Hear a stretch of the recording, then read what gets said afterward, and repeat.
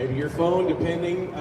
Covered NASCAR for 20 years. Did a little show called Top Gear. Woo! U.S. resident, you can tell by my accent. Thank you, I appreciate that. You might have also seen me if you love obstacle courses, and the biggest thing I've ever done is a show called The Floor is Lava. So wherever you know me from, I'm so excited to be here today. I'm also an entrepreneur. I have a company called Fun Time Soda Pop that you guys will hear about later and get to try as well. But I'm so honored to be here this weekend. It's my second time at the Chicago Auto Show for a couple different reasons. So one, represent Toyota in all the fun ways that I get to. But also, I get to be here as the ambassador of good times for our new Chi-Town Alley that you guys are all in with us right now. And thirdly, I get to be here as an actor because I got to play a tiny part in a new movie we have coming out called Drifter. And my friend Sung Kang is going to be here tomorrow. He's literally in the sound mix booth as we speak, working on getting this movie ready to come out and for people to get to see it this year. Here in front of us, we have two of our stars of the movie. These are our Lola. This is really like the hero part of the movie in a couple different stages. And my friend Chris Jennings right here. Chris is our AD on the movie. And Chris has worked on so many incredible productions over the years. Now is the head of all of Hoonigan's productions, so you've been on a million, I feel like, insane shoots. And that's how we've gotten to know each other over the years. Our friend Brian Scotto is out there directing all the kind of crazy action, and he and Chris have worked together for years and years. So if you've ever seen any of the kind of crazy videos that Ken Block has done, and now Travis Pastrana, some of the amazing stuff. Chris has been a part of so many of those. So Chris, thank you for being here with us, man. What a treat for you to come out here and join us. What was assistant directing Drifter like? Because for people who don't know, Sung has been working on this for years, but wrote this, helped direct it, starred in it, produced it. There's been so many levels, but we saw it was really like this product of friendship and people that love this industry that came together to make it. Yeah, absolutely. It was awesome working on Drifter. It's interesting because I met Sung through Brian Scotto, who co-created Hoonigan, and we read the script, and he asked me if I wanted to do the song and throw my name in the hat for AD, and I was like, great, I read the script, and then it comes down to, well, what's your budget? And the budget didn't really match what I read. So it was a lot of, which was very cool, is that, it's an independent film, low budget, but it's a bunch of people that are in the community that really came together to help out. So we have Brian Scotto from Hoonigan, obviously we got Rutledge, we got James Pumphrey from Speed, Adam LZ, like real drifters, real car community people, and just sponsors that came together and wanted to make this happen. And it's cool to see a film that isn't, not to dock Fast and Furious, where, where do you take it from here? You go to space or something crazy, where this is kind of rooted in realism. And everything you see, there's no CGI, there's no fake stunts, it's all done practically. And really for some of us that are, I would label as car nerds lovingly, there's also some incredible history just in the cars that we had on the film. I think this Lola right here was Taka Ono's car that he used at the drift school that was at Willow Springs.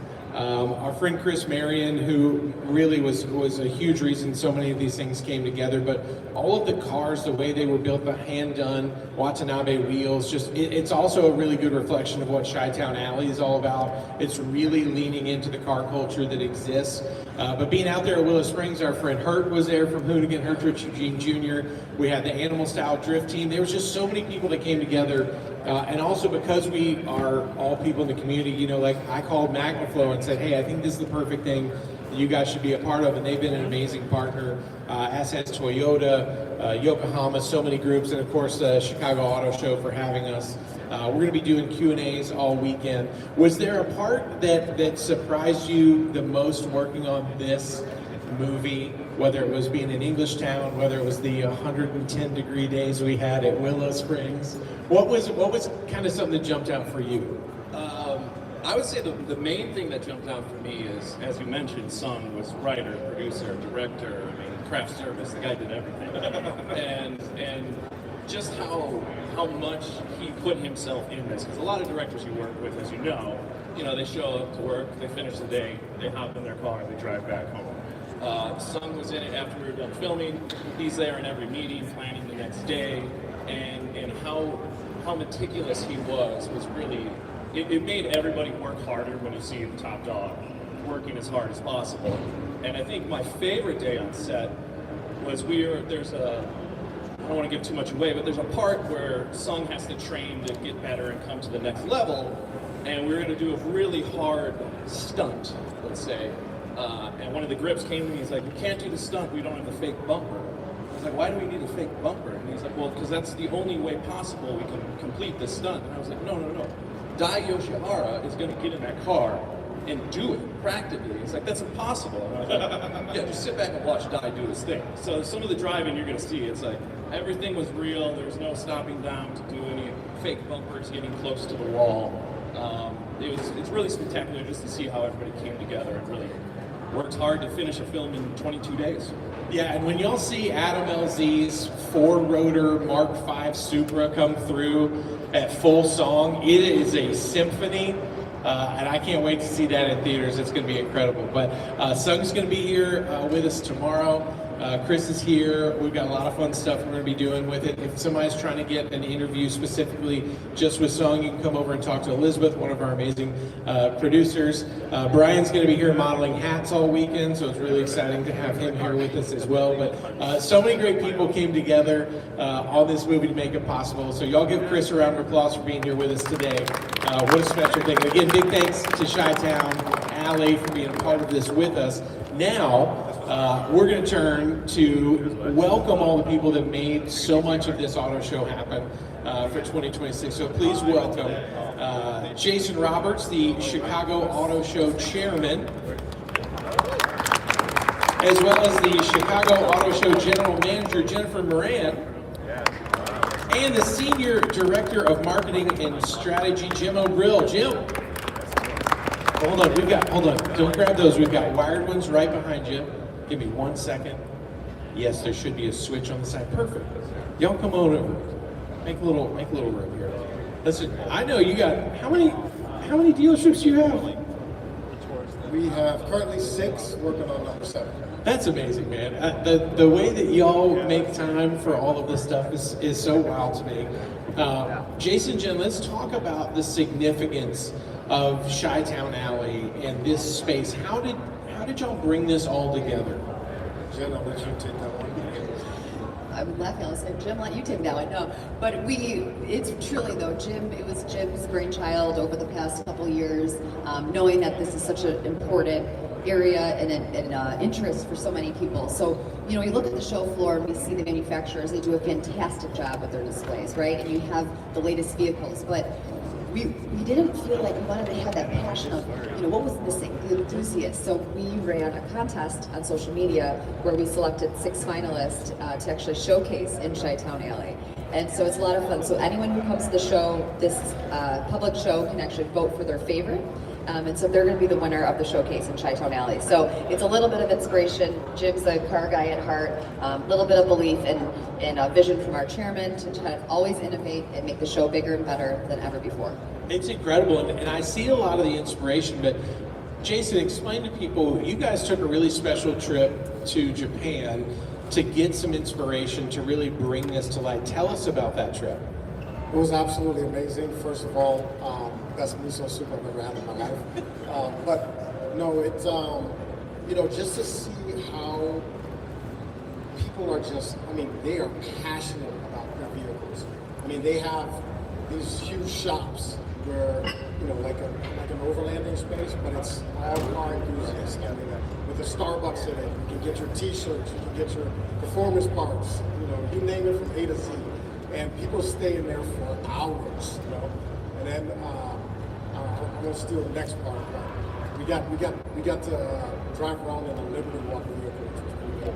So you really got the Tokyo Auto Salon experience, the Tokyo Auto Show experience in just a totally different way. So you're riding around in Tokyo in an R35 GTR Liberty Walk, and y'all would go to these different shops and really get to see the culture firsthand. Yeah, Jim and I you talked about this earlier, we're 2 car nerds. So we're both just little kids in the back, in the passenger seat of a GTR. And then in Japan, you're driving, it feels like you're in a video game. You're driving through the city, flying around corners. I mean, yeah, I was a 12-year-old kid all over again. And to think, I mean, to see that smile on your face and to think of the stuff that you know of this industry, having those dealerships, being the chairman of this auto show, what was it about that whole experience that y'all said, we've got to bring that to the Chicago Auto Show? Yeah, I just echo what Jason said, the passion, the pride, the smile, the energy. I mean, we walked through the Tokyo Auto Salon and we're shoulder to shoulder. People were running through the halls, taking pictures, trying to get from display to display. And what was interesting for me personally as a show producer was there was no carpet. I mean, it was bare floors. It was very, almost like you would almost think it wasn't, well produced, or there's not, millions of dollars in displays. It didn't matter. It was all about the cars. It was all about the energy. And so that was really the vibe to get this into the Chicago Auto Show. And I'll let Jim highlight more of the inspiration. Yeah, that's, I've been a car guy my whole life, going to local cruise nights and car meetups, and that's what it is. It's about the cars and it's about the people. It's not about the glitz and glam of elaborate displays and things like that. And that's where Chi-Town Alley's idea comes from. And that's what we saw at the Tokyo Auto Salon. And it was very reaffirming this week as all these cars in this display showed up, because the energy as all of these vehicle owners and everyone came in, you started to feel like you were at a car meeting. The excitement, talking about each other's cars. It didn't matter if you had the old Mustang or the 84 Buick Regal lowrider, or if it was the 86 Corolla. They all had a common bond because they all built their own vehicles. They have a passion for cars, and that's what it's all about with Chi-Town Alley. This whole space is about the car culture and people having that common bond of the vehicle on four wheels, regardless of what kind of vehicle it is. And when you look around here, do you feel like that vision that you've had and you've been working on, do you feel like it really came to life here? Because I'm really impressed. I do. I think when we saw the first piece of it, this ring over here go up, it was like, all right, this is cool. We got the graphics right, and then when the cars started rolling in and it all started flowing, there's the energy here. And then when the shop started coming, we're going to have a shop here, Viga Designs here, they're going to take apart and wrap a Chevy Corvette on the show floor. That's never been done here at the auto show before. But people are going to love seeing how those things happen. And with all respect to the OEM side, which looks incredible, so many of us look at those new cars and think, well, how can I make it my own? What can I do to make it special and unique? And just from this one vantage point, to be able to see, RWBs, to see Hachis that look incredible, to, Riders, BMW over here, and then the whole lowrider section. Jim, where do you dream that Chi-Town Alley can go from here? Because this is already such a cool thing and so different from any other auto show in the U.S. I think there's an opportunity to grow it with more clubs, rotate in different clubs every other year to bring in different groups. It's exciting. I think there's an opportunity for the manufacturers to take part in Chi-Town Alley. Last year we introduced Overlanding Chicago. Toyota jumped on board and helped us get that off the ground and brought in some of their SEMA-built off-road vehicles. You can see those in there this year. This year we have more manufacturers join Overlanding. Jeep's in there, Ram's in there, Chevy, Honda. So I'm hoping the same kind of happens with Chi-Town Alley. SEMA is such a big show for a lot of these manufacturers. They're building cars out at SEMA that many of the Midwest doesn't get to see. So I'd love to see some of the manufacturers start to add some of those displays into an area like Chi-Town Alley here at the Chicago Auto Show, so that you have a side where you can see your normal Camry or Corolla, but also see what you might be able to do with it if you wrap it or throw some cool wheels on it and drop it. Because that's what it's about for this community in the car culture. We all buy those new cars first. You got to start over there, so to speak. You got to go to the dealership and buy your new car. But if you're a car guy or a car girl and you want to make it your own and really own it, this is kind of a section that you're going to have some fun in. I love it. Chicago's so synonymous with car culture. Route 66, I think, really put that stamp of Americana into this town. And we know whether it's run out of the drag strip, whether it's, going to Autobahn Country Club, whatever kind of suits your needs. I think that Chicago really speaks to that so well. And I think you guys have just done such a great job with it. Did you know that you would get so many applicants for the display part that you did? Because this is there's two sides of it. Number one, you did a ton of cultivating with car clubs and different groups in town. So I want to hear a little bit about that, but also on the social side, there was a lot of hoops for people to jump through to get their car here. I want to hear more about that. Yeah, we weren't sure what to expect, but we launched the contest on social media back in November. Fairly simple. Submit a 1-minute video, show us your car, tell us why you think your car should be on display at the Chicago Auto Show. Kind of very grassroots. We didn't put any marketing campaigns, just posted it on our socials. We had over 50 entries of vehicles, and our team sat down and started watching these videos, and it was like we got everything from some very basic regular cars. We were like, why did they submit it? And then we had a ton of really good applicants. We were originally going to choose 3 cars. As you can see, we chose 6. We just couldn't narrow it down to 3. And so we tried to pick 6 cars from different categories so that we kind of played into the whole different car culture. And we were very excited with the final 6 that we had. We had some really good submissions, some good stories behind these vehicles and the owners of them. So I'm excited to see that aspect of this alley grow too. And I hope next year we have 100 entries. I hope they continue to make it harder for us to choose 6 cars. I mean, as the car guy that you are, and I see you smile all day when you get to see all these come together, like, is there some part of this that really speaks to you and the kid that fell in love with cars so long ago? Like, what would be your car that you could add to Chi-Town Alley? Well, it's here. I remember, I'm smiling ear to ear because when I was 16, my cool cousin, Trevor, picked me up in a MR2, like the one over there. So I've been staring at that one saying, I remember when he picked me up that day, I was the baddest kid in school. I mean, T-tops and turbos, it is hard to go wrong with that MR2 right there. Yeah, that one's got my heart. Plus the Mark IV Supra behind y'all, that one's another gorgeous one. Jen, with all the hard work and all the effort that it took to make Chi-Town Alley come together, do you see how this can really change what the feeling of this auto show looks like for a lot of people? I really do. I think there's a lot that it can do. Yeah, So. I do, and I want to give Jim, like I said, a lot of credit because it was his idea a couple years ago, and it's fun to see it finally come to life. And I can tell you from an auto show producer's perspective, we're trying to engage other auto shows to do the same, and we will be happy to share our playbook. We have Chi-Town Alleys, you mentioned the overlanding family zone, so we're creating these pockets of fun for people to come out and experience the show, in ways that many aren't quite yet. So again, we're more than happy to share our playbook with other auto shows, but we're just thrilled to introduce it this year. There's tons of excitement on social media, lots of buzz. Rutledge, we're honored with your presence here. We're thrilled because Sung Kang will be here this weekend. We had a great meeting with him when we were out at the Tokyo Auto Salon. We sat with him and met for a long time and talked about how this could come to life. That was just 3 weeks ago. So it's incredible because we were able to bring this together. So imagine what 2027 will look like. And as a part of Drifter, I want to say thank you. I know you guys went to a lot of lengths to make sure we could be here and be a part of this, and that it's such a special thing. And I want to say thank you for having me. I also get to be the official soda of Chi-Town Alley. I started a company called Fun Time Soda Pop. My youngest daughter is allergic to dye, so I want to make something that she could really enjoy, and it's great. And so I tried to bring some to Drifter, and I think Sung kept stealing it and drinking it all himself, but I'll ask him about that tomorrow. But we're going to have sampling for that over here in a few minutes. Again, if y'all want to come up and talk to these 3, ask them more about this, where this can grow. It's such a special thing to rethink experiences that people know, and to be so groundbreaking to do this. I just want to say thanks. This is something really special. Again, look at that 16-year-old. You just can't get enough of that MR2. I love it. But how about a round of applause for these guys being here, making this happen.